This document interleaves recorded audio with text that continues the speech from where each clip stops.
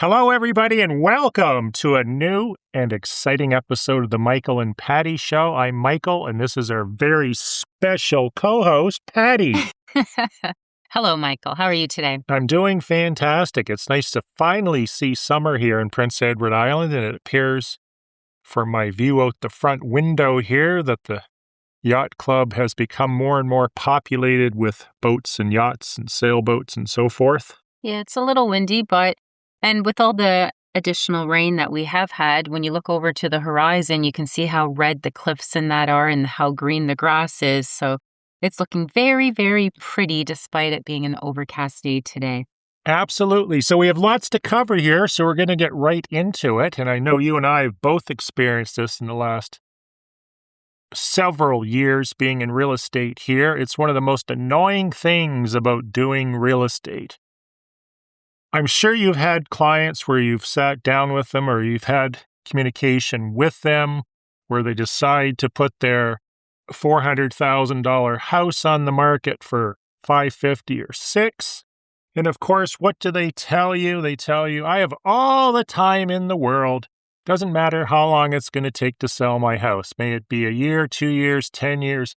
I don't care. I'm not motivated. The important thing to me is that I get the most amount of money. Have you had that before? Many times. And what happens 99% of the time, even though you preface it by saying, you know what happens 99% of the time? They become impatient and they're wondering, why haven't I had any showings or offers? And of course, and this is the part I love the most, and you've recently experienced this, Patty, my house hasn't sold. What are you doing to sell it? We're going to have to do open houses. That's the trick. Open houses are going to get it sold. That's what all my friends told me. And we want to replace you too. You get that? And then, of course, what I got this weekend is, oh, there's no sign on the property. That's going to make all the difference for my house. In this particular case, the house is located down a 2 or 3 mile long dead-end road that no one goes down other than maybe clam diggers and fishermen. And of course, in the view of the vendor, they think those are the potential buyers for this overpriced property. But that sign's going to make all the difference, and we know the open houses will as well. Thoughts? Yeah, and along with, yes, it's the price, or you even get sellers that will say, or sellers' friends that will say, oh, you should have had the couch in this position. Here, I'm going to take some pictures and I'm going to save you, rescue you. And by using my photos with my recommendations as to how the room should be staged or the blankets that should be used, that's what's going to make all the difference. So you get a lot of crazy different input. At the end of the day, if it's a residential property, the property will sell itself as long as you have an attractive marketing representation, which I know, Michael, you and I use the same photographer. So we know we have quality images out there. People are not concerned with the couch placement unless it blocks a room and makes it feel small. They're not concerned with what color bed comforter you threw on the bed for the image's day. They're looking at the criteria. Is it 3, 4 bedrooms, 2 bedrooms? How many baths? Is it in the location I want? That's what they're looking for, not all these other little silly things. And not every single property needs a for sale sign. I have clients that just said they don't want their neighbors all knowing that they're selling their property because now they're concerned that they're going to be booking showings just to be nosy, or they know they're not the buyers. So not every property has to have a for sale sign, especially the one like you have, Michael. Yeah, you could put a for sale sign, who I find sometimes as much as a for sale sign is your 24/7 salesman out there waving at all the passerbys. If it's in an isolated location, well, then it's not really getting an opportunity to wave at anyone. But some properties do sell because most people are looking in today's day and age online at real estate. In this particular case, there was a for sale sign, but as we notice from today, and historically has been the weather here on an island in the Atlantic coast of Canada, is we have high winds. So you put these signs up and they blow away. The other thing I find, and I'm sure you've experienced this in the past, is neighbors ripping the sign down Oh, yes. because they don't want people driving by their house looking at the neighbor's house, so they rip the for sale sign. In this particular case, that's what happened. But at the end of the day, if you have a house that's 10 or 20, 30% over market, stop giving your agent a hard time. Stop listening to your nattering know-it-all friends that all seem to think they're real estate experts and seem to think that the only problem is the real estate agent, where it's not. The problem is the consumers, the buyers, actually are knowledgeable today. They can go on their phone. They can pop up every property within 10 miles of where they're sitting with their car. They can see pictures and video and draw maps, and they can see the history of the property. They can find out what the owner paid for that property and when. So the fact is, your business plan of overpricing a market looking for an idiot is the fact that idiots are becoming less and less of the buyer pool because they've learned computers. Yeah, they're far more educated, far better informed. As well, we have a lot of our buyers, when you look at our aging population, we have a lot more the millennials. They're very savvy. They grew up with this technology.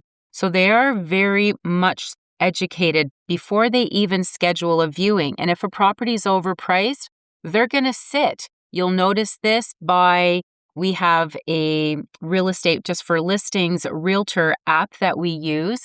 And you can go in there, share this. So if you're a seller and you have a property listed and you're not receiving any kind of updates or what kind of traffic, how many people have my property favorited, you need to have a conversation because this is something that's offered by our national board, CREA, the Canadian Real Estate Association. But you can see how many people are favoriting your property. And then there's certain formulas depending on the area that you have. Is this a good amount? Are we getting no traffic? Are people and if you get a lot of favorites, and again, there's formula percentages that we use at our office, we know then people are putting it on a watch list. They like it. They like the presentation, but the price is high. So who does that responsibility fall on? That falls on the seller. Obviously, the realtor has done their part to make an attractive marketing representation because somebody's favorited it. But we work as a team with the seller. And if the seller is insistent and have anchored themselves into a certain price, well, the public, the consumer is just going to put it on a favorite watch list and they're just going to keep an eye until the property comes to reality. Or that's basically within their financial means or what they want to spend on a house to make it affordable. Or when they make their travel plans and come to the island, because many are still migrating here from other parts of the world and across Canada. So they'll put it on their favorites list to also watch and make sure that it is still available when their travel plans do come up. Is it migrating or immigrating? There's a migration. And an immigration, too. And there is an immigration. So what's the magical solution in the know-it-all home seller world? Well, it's to have an open house. And Patty had one of these open houses over the weekend, and I looked at the location, and I looked at the weather outside, the time of the year. I put it through my AI analyzer, and albeit I am an eternal optimist, I'm also a realist and a scientist. So I knew that within the time frame, and this is the funny part, it was a 2-hour open house. I proved years ago, I used to run dozens and dozens and dozens of open houses. A 45-minute open house will get you just as much attention as a 2-hour open house because the people that want to see that house will be there the first 15 minutes. So Patty had her 2-hour open house. I told her nobody's going to show up. And within that 2-hour time frame, I'm not talking about minutes after the closing hour, how many people did you have through? Wow, I didn't realize you were going to call out my open house here today. The open house, and I do agree along with you, setting up an hour open house is probably more than realistic and all you need to do because the reality is they're either going to show up in the first few minutes or they're going to show up before it because they're in a big panic and a rush. So then you're feeling ill-prepared. So always try to show up at an open house at least 15 minutes early for those. Or they show up at the last 5 minutes or In this case, it was after 2 o'clock. I had one person through. They showed up right at 2 o'clock, and which I don't have a problem staying. But if that open house was scheduled again from 3 to 4, that same person probably would have shown up at 4. So what the open house does is it's probably not going to sell your house statistically. You're always going to have that one home seller or agent says, oh, I sold 4 houses. No, you're not the norm. You probably, if you went out and bought lottery tickets, you'd probably win every time. The fact of the matter is open houses are great at promoting the agent. And if they put zero value on their time, energy, and gas, then it's a cheap marketing methodology to make you look like the neighborhood expert. And some agents do that very well. And you have to applaud them for that. However, if I was a home seller and I actually knew anything, I would probably tell that agent, rather than pissing away 6 or 8 hours planning an open house, going to the open house, getting ready for the open house, closing the open house down, advertising the open house, going through all the methodologies involved in facilitating that giant 2-hour window, because apparently the people can't show up within the first 45 minutes, spend that time and energy and money on social media marketing or targeted marketing to the right person at the right time with the right message. That is going to sell the house more probably than having an open house to act as a pacifier. And in this particular case, the funny thing is, Patty says, well, there's all kinds of open houses in the neighborhood. Yeah, why was that? Because they're all overpriced too, and they can't sell them, and they're using that as a pacifier as well. So the bunch of you had a bunch of open houses that you could have colluded on, attracting nobody, because your person didn't show up until after the 2-hour window. So Correct. He doesn't count. No, absolutely. But there were open houses that were scattered around the island because I reached out, and some had none, some had 1, some had 5. It's a hit or miss. And this is what my conversations with my seller is if it's a rain day, everyone's excuse is, well, it's rainy, no one's going to go out. If it's a sunny day, the excuse is, well, it's really sunny. Everyone has other things that they'd rather be doing or working on their properties or spending time with family. So it doesn't matter whether or not it is sunny or if it is raining, overcast outside. If a person is serious about your property, they're going to book a showing. They don't have to wait for an open house because now the open house is all about convenience and does it fit in their schedule? And what's their motivation? If they're really not motivated, they're not going to pop in. If they're a bona fide, legitimate buyer, they would have arranged for a showing with their agent. But they're not going through your house because what I initially said, you're overpriced. I'll tell you what you can do next time. You want to waste 2 hours or 8 hours of your time planning an open house, because I know where all the buyers ended up that day. Where did they end up? At the Home Depot. Yes. So rather than doing the open house, you can hand out flyers at the Home Depot and say, why are you fixing that old relic of a house that looks like it's going to fall down when you can buy this beautiful, overpriced house out in the middle of nowhere? It's an idea. I have, when I was doing fundraisers for Hospice PEI, stood outside Home Depot, and they are actually really, really kind and good with the cause and the reason I was out there, because they don't like solicitors obviously bothering their customers, but they were very cooperative and helped me.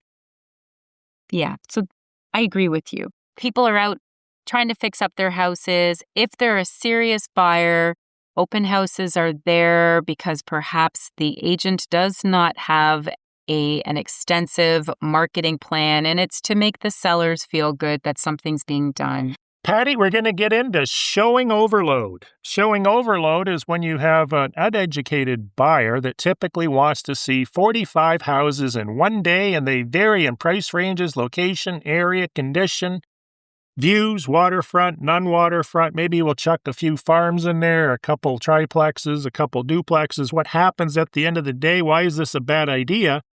And what do you suggest to make things not end up, and both of us have had this happen to us more than once, where the buyers end up in the basement having a nervous breakdown. Why the basement? I have no idea.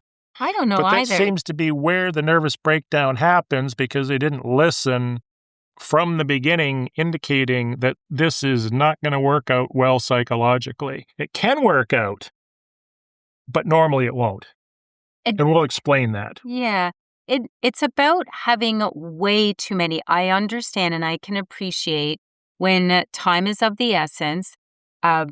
Individual from wherever they're relocating to PEI from has 2 days, 3 days, 5 days to get through as many properties as they can. There's a lot of pressure, a lot of stress in trying to come up with that one house, that one property that will just suit all of their needs without realizing, and especially, Michael, if you're going into different price ranges from a 400,000 or 500,000 all the way up to $1 million, they're not going to compare. And when you're done your 2 days, there's something that you will have done. And I'm not sure what you're going to get into, but you will have built a whole new house that doesn't even exist. Here's the issue. When you show properties, and I'm going to speak of an actual situation that happened to me many years ago. This woman calls me from another province, wants to look at a bunch of houses. They range from value back in the day from $60,000 to $325,000. And she wants to see these. She wants to see them in a couple of days. Of course, I give her the spiel even back then. I told her, like, you really don't want to do this. Typically, you want to see, I'm going to hold up my hand. This is how many houses? 5. Yes. Yeah. 5 houses, maybe 7 in a stretch. Correct. I'd probably say 5 would be better. She ended up having a nervous breakdown. You can't compare a duplex against a triplex, against a farm, against a $300,000 house, against a $70,000 house, and try to combobulate things in your mind and come to a conclusion at the end of the day or the 2 or 3 days in which you're looking at these properties. If you do want to do this, there is a method that I use, but a lot of people have a hard time with this. My method is the 1 or the 2. Correct. And I use the same methodology. Tell us about the 1 or 2, and there's no 3. I know sometimes you introduce a 3, which is a misstep. No, it's in not. my opinion. In your opinion. So what we end up doing is we'll go through the first property, and if it is a contender or I don't know, I'd have to see what's next. So then you go through property number 2.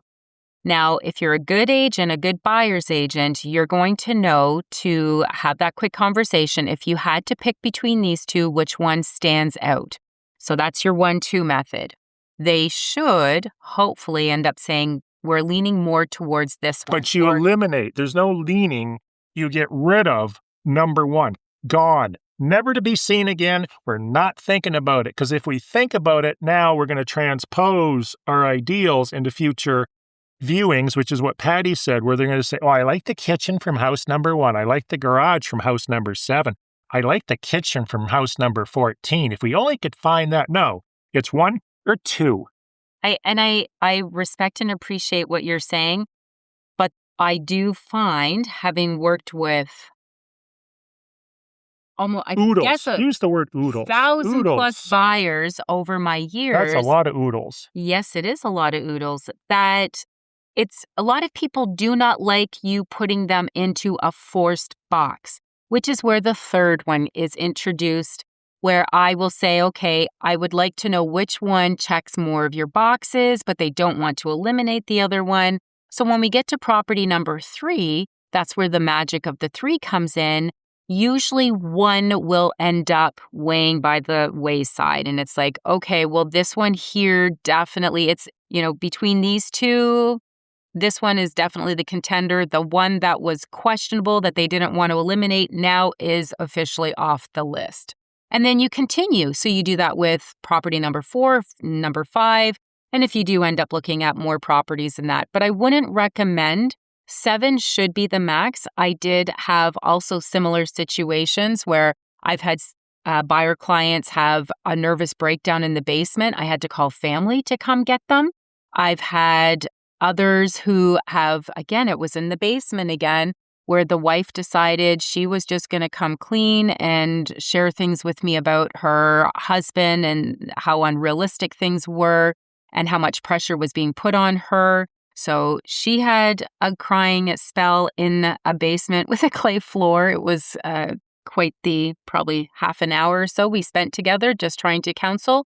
So we are a little more than just realtors or people walking around with a bunch of keys in our pocket. We also can sometimes be therapists trying to help people navigate this really intense, sometimes emotional experience of picking their next move or their next home and all the pressures that they feel in having to make the right decision and choice for their family. Hopefully, at the end of the day, you end up with one, a possible two contender, and then you roll that into the next day. And if you want to leave day one intact with just one property as a contender and then do the same process with the second day, hopefully you have a buffer day where you're able to maybe get through, if needed, those two properties to really, now that you've got two contenders, to stand out. And sometimes it's just one property. And if a buyer goes through a property, and this is a normal buyer, there is a very small percentile of buyers that are very different that have to spend an hour at every property. But normally, the amount of time that a buyer spends in the property is directly indicative of the interest in that property. And if you're a top contender, they're going to have a second showing where they're going to visualize where their furniture is. They're going to bring a measuring tape. Maybe they'll bring some family members to put their 2 cents in. Yeah, one of the agents at my office, we were discussing how long should we as realtors schedule for a viewing, especially when you don't know who the people are, because sometimes buyers will move their Christmas tree into every single house. How do you determine how much time? And if you're a realtor, you're going to definitely want to keep listening here, because between myself and Jason Caldwell at my office, we came down to a bit of a formula idea of approximately, and you can tell me your thoughts, Michael, 10 minutes per every 1,000 square feet should be acceptable. Funny. No, because when you think about it, you can get through 1,000 square foot home in about 10 minutes, pushing it 15 if you're talking a lot. If it is a 5,000 square foot home, you're going to want that 50 minutes or an hour to make sure you're not rushing your clients to get through. So the formula does seem to work, especially if you're new in the business and you don't have a clue and you don't know who your clients are. We felt this was a fair calculation. So may I ask both of you a question? Yes, well, it's just me here, but go right ahead. Maybe you could call a lifeline. Okay. How many houses are you going through that are in excess of 2,500 square feet on a daily basis? On a daily basis? Well, I'm actually showing homes. Okay, this is exceptional. I realize in the that. whole year, out of all the houses you sell, what percentile are over 2,500 square feet? What percentile? So for myself personally that I sell showing properties. Most properties are around the 2,400 square feet. Some are 1,800. Some are 24 to say 3,000. I would be hazard to guess that the average house in Prince Edward Island, 95% of them are under 2,500 square feet of livable space, not including the garage. So then our formula would work. 30 minutes is more than enough to schedule for a viewing. Your formula is funny. No. It's entertaining and funny. The rule of thumb that most agents use with showings is an hour window that floats around and they overlap. So one runs into the next, runs into the next, and runs into the next. They usually work out ideal unless you have a client that's a little erratic. The other thing that you're doing in that time period is you are hopefully, there's driving time and walking around the outside. All the houses are within a reasonable distance. We're not driving an hour and a half to get to a house. Well, then some of them are 20 minutes, a half an hour, 35 minutes to the next property. You're walking around the outside. This isn't also factoring in if it is acreage and they want to walk to the waterfront. This is just a straight, simple calculation, which I think it was reasonable. If you have a 2,400 or 2,200 square foot home that's on an average size, half acre, probably less lot, you should be able to get that showing done in about 30 minutes. Now, like you had said, Michael, if there is serious interest, it's always a good sign when they're there longer because they definitely like it. I don't like when my buyers come in. They'll pull up in the driveway, which I feel there's no excuse for this, but they'll pull up in the driveway. They'll take a look going, we didn't realize that was next door. Sorry, we're not interested in looking at this. I still go through that house because that seller spent probably all day preparing that house for that viewing. Well, as long as we're going to get into a snit here about potential buyer stupidity, the one I really strongly detest is the one, oh, we don't like the location. In other words, the part of the province that house is in. It's like, did you not look at a map before booking the showing? People like that. Anyway, on with something positive here. You have some notes here. Yes, and that's what I was just going to end this with. So if you're a realtor listening to this, because I've had many over the last couple weeks, last month, incidences where realtors are not making sure that they're locking the doors and turning off the lights. Follow your showing instructions. Do not get distracted. If you're a buyer, just allow your agent to just focus on completing their tasks with the house that they're at so that they don't have agents like me chasing them down saying, hey, you need to go back. You left lights on or you left the door unlocked.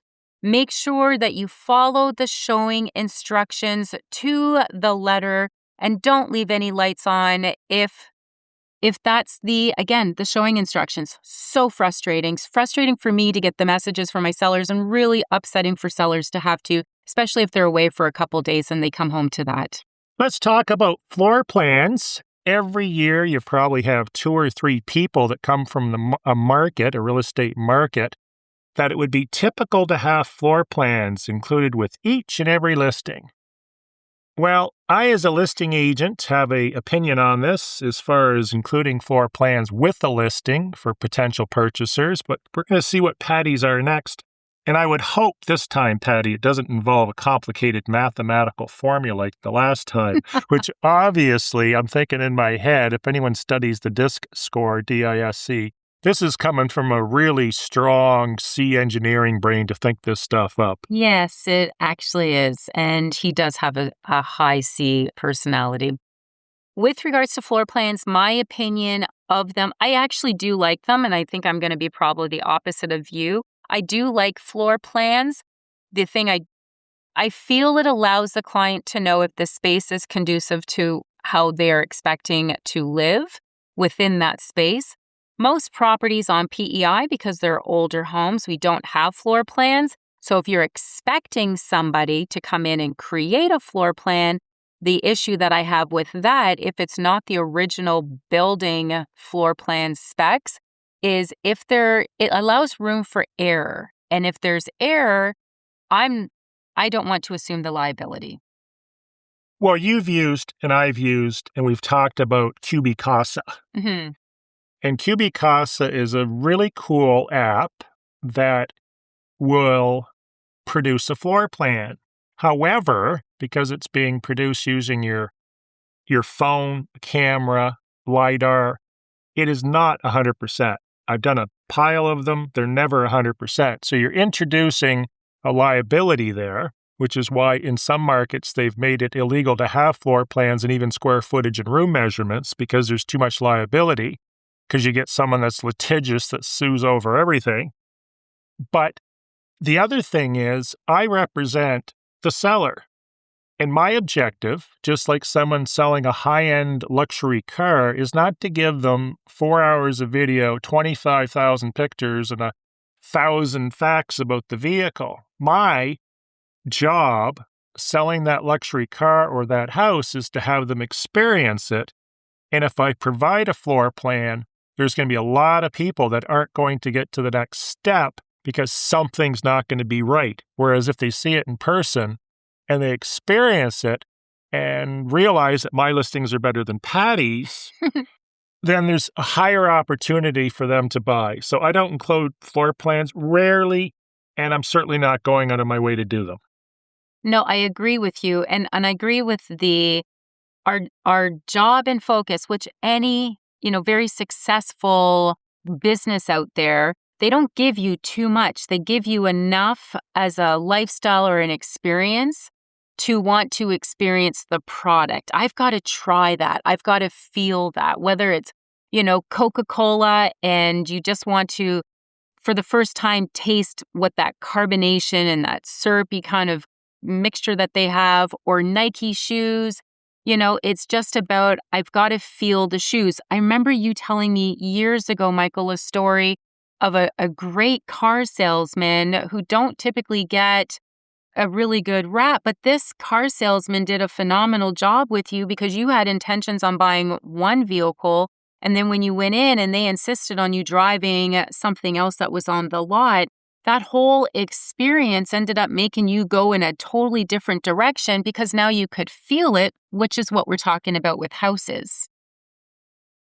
That's a story in itself, and I won't get into the particulars about it. Yeah, but still, It was a 2-hour test drive, and I've been buying that brand since I was in my 20s because of the skill of that salesperson in downtown Toronto. Yeah. So our job is to get the person, like the open house that I did yesterday, that house is an amazing house. It feels so good. Nothing but positive things when people go through. Sometimes it's just whether it's a layout or it's not the right time or they still have a house to sell, whatever the situation is. But if you can get the people into it, which is what our job is as real estate professionals, is to create and give enough information to spark curiosity, to feel that it is the product that they want to experience, a sense of urgency. They don't have to wait for an open house to book to get in, and then the house will sell itself. But you got to get the people into it. What the vendor needs to do to prepare for a closing, the closing being the day that the keys actually change hands from the seller to the purchaser, which brings up our first point, is supply the keys to your lawyer and make sure there's a way that the purchaser's agent can do their pre-closing inspection, either using a keypad lockbox, wherever the case may be. If there's a key in the lockbox, it'll be turned over to the purchaser after the deal is officially closed, and the lawyers have indicated that, and the lockbox is usually tossed in their trunk and they keep it regardless of whether your name is on it, and they'll magic marker over it. Right?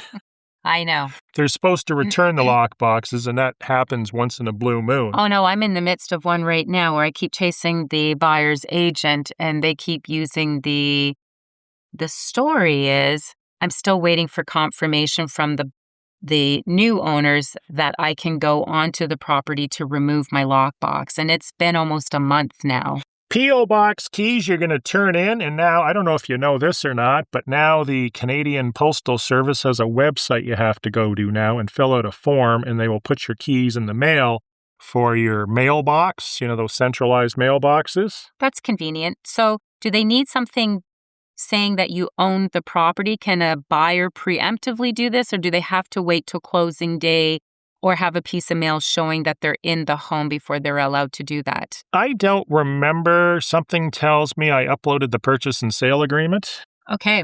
I think they asked for some form of documentation, but I can't remember, but it is done online. Very convenient. Electricity and services, you're going to order your disconnect code and get a confirmation code from the electric company and pass it along to the purchaser.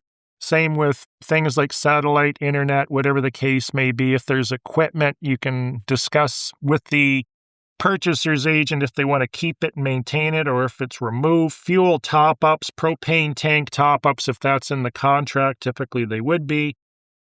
This isn't typically in the contract, but it's probably a good idea. Cut the lawn, plow the snow, clean the house. We've discussed this on other episodes. There is no requirement to clean the house, but it's a good idea to do so so it doesn't become objectionable. Don't leave. Oh, here's one directed directly at you. Do not leave all your crap behind and expect your agent, the listing agent, to clean up your house in preparation for the closing. I have a sentence I use for people that do this to me. and you might want to use this in the future because I know you had to pack up an entire house for a really horrible home seller. The phrase is, it doesn't look like it's going to close.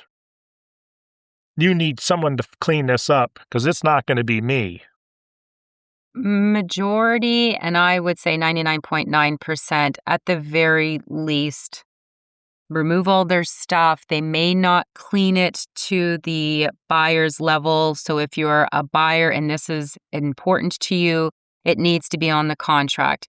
The grass cutting is something new that we typically don't get into, but It's a nice idea. It is a nice idea and just something to be mindful of. If this is important to you as a buyer, ask to have the grass cut so it gives you time to move in and you're not overwhelmed with settling in, plus a yard that now you've got, hay growing in your front lawn.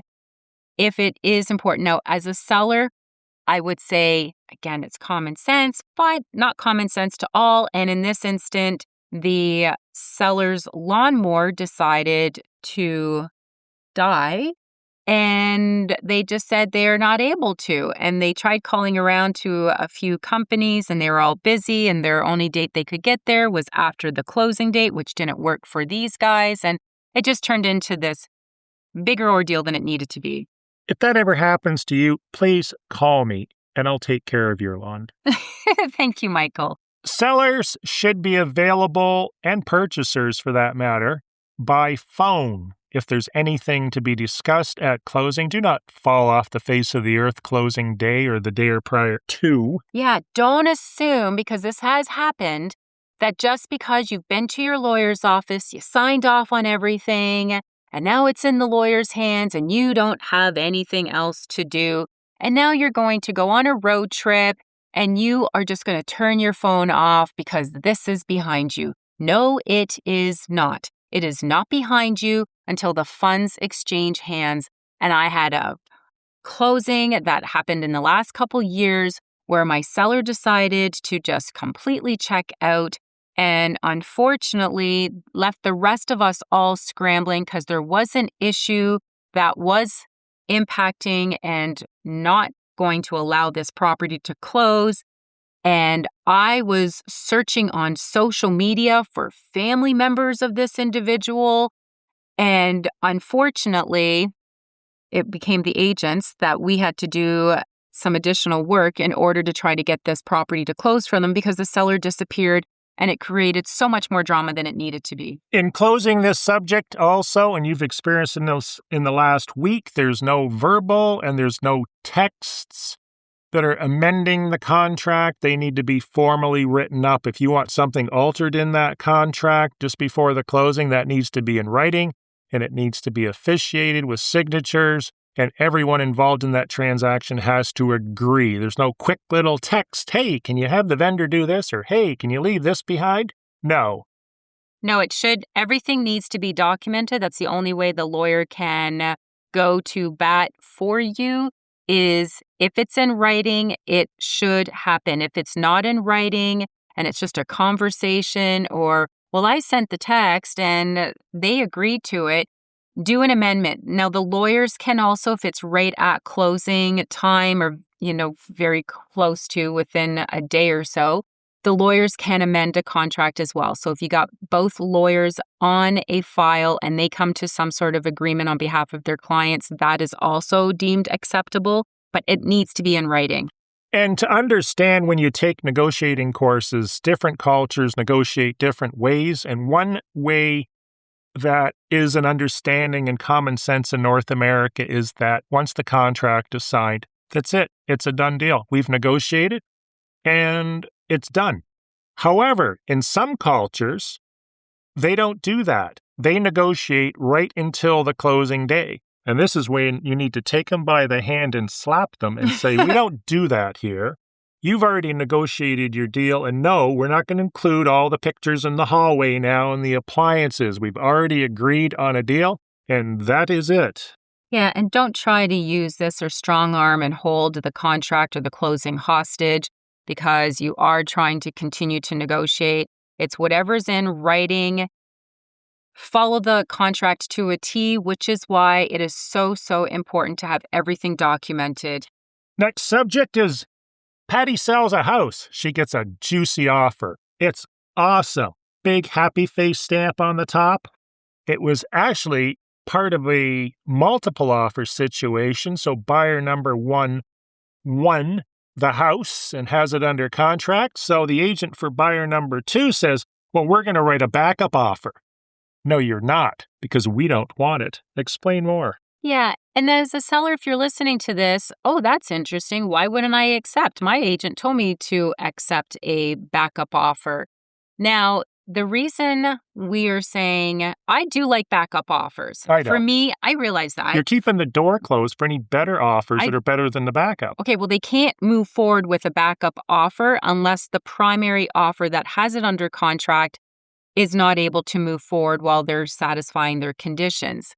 However, at least for my seller, I could say, well, don't worry. If offer number one, we have the backup offer. So, backup offer usually has hopefully next to no conditions. Your property is sold, especially for those that are on a really tight timeline and they've got to be out by a certain day.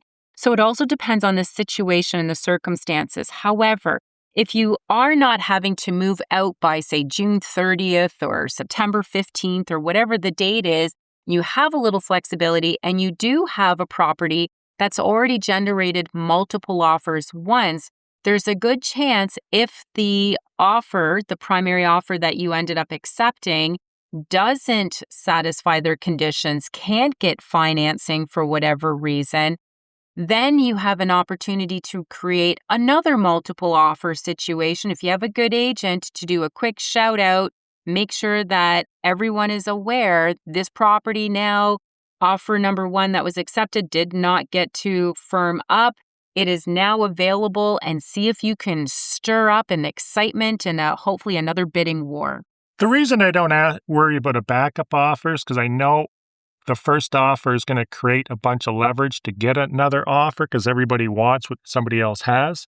The other thing is you're closing the door for potential better backup offers. So why put yourself in that box? And the fact is those people that want to write the backup offer are probably still going to be sitting there homeless if offer number one falls through most of the time. Other provinces only allow a backup offer if the buyers remove all conditions. You cannot sit in a backup offer position unless all your conditions have also been satisfied in the same amount of time.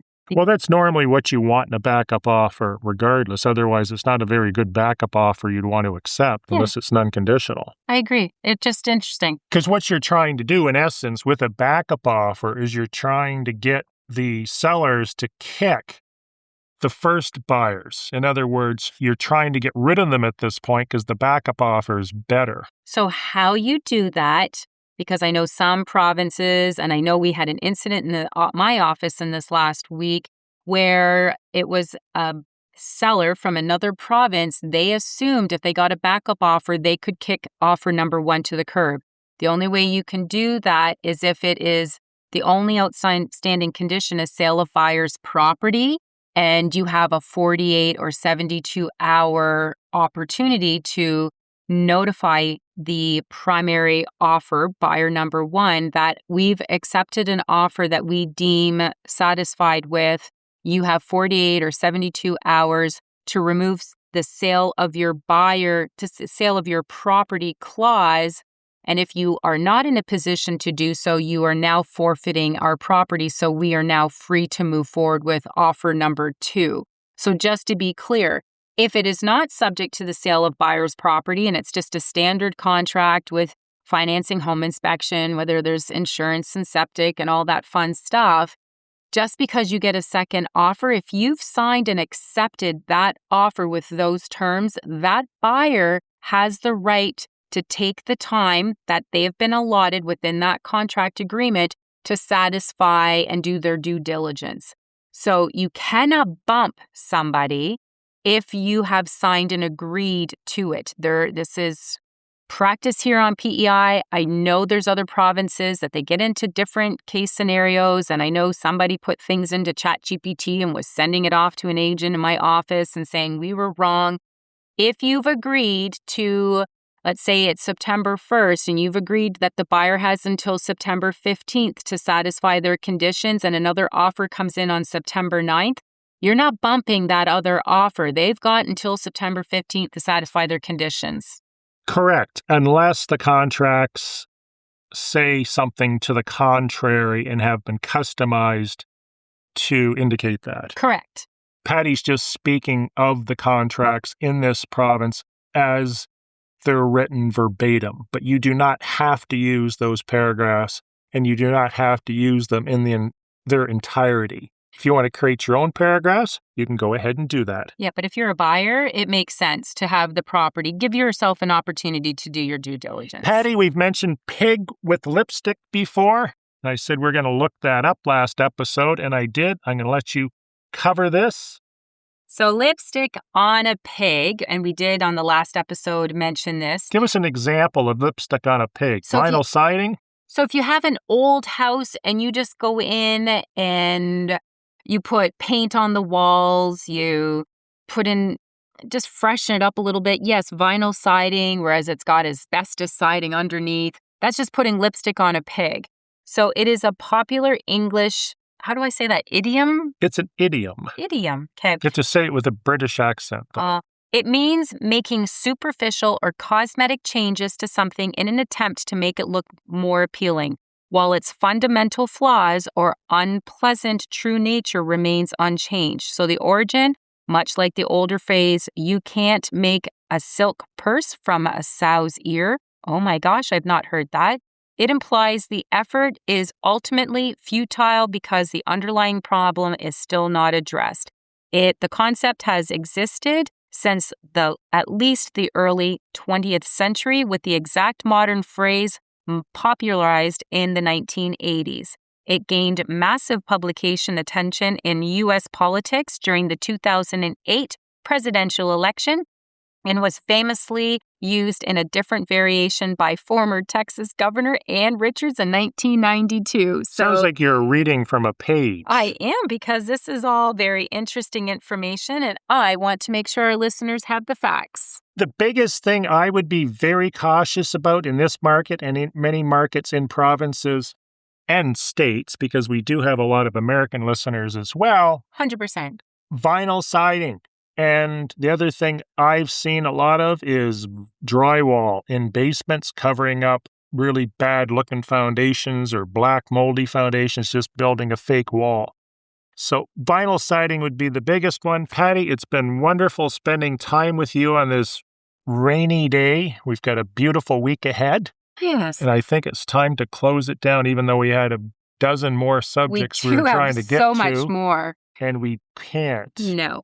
Thanks again for listening to another episode of The Michael and Patty Show, otherwise known as MAPS, PEI's podcast that helps guide and navigate you through the buying and selling, and a little bit of Prince Edward Island as well. We appreciate each and every one of you for downloading and listening to us, sometimes banter back and forth. We're wishing you a wonderful day, safe driving, and hopefully you get to see PEI sometime soon, because it really is a pretty place. What if they're not driving and they're just sitting on their couch, on their lazy boy chair? But some I know listen from their vehicle. Well, enjoy wherever you are. Thanks for listening. Have a great day. Bye for now. Bye for now.